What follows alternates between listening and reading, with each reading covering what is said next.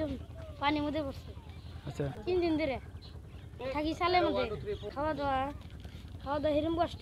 আচ্ছা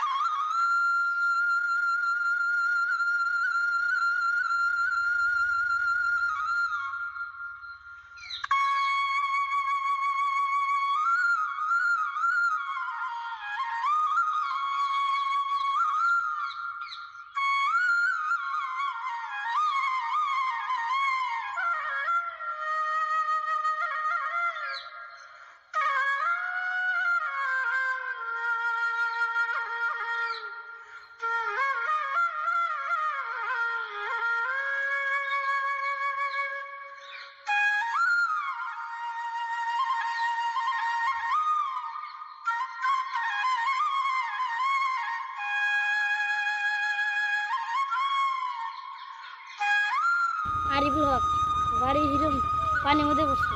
আচ্ছা 3 দিন ধরে থাকি সালের মধ্যে, চালের উপরে বসে থাকি। ভয় লাগে না? ভয় লাগে। রাতে ঘুমাও চালের উপরে? চালের উপরে। আচ্ছা খাওয়া দাওয়া? খাওয়া দাওয়া হিরম কষ্ট। আচ্ছা গোড়া পানির মধ্যে থাকে। আচ্ছা হ্যাঁ। কি নাম তোমার? আরিফুল হক, তোমার বাবার নাম? মাইনাল। মইনুল হক।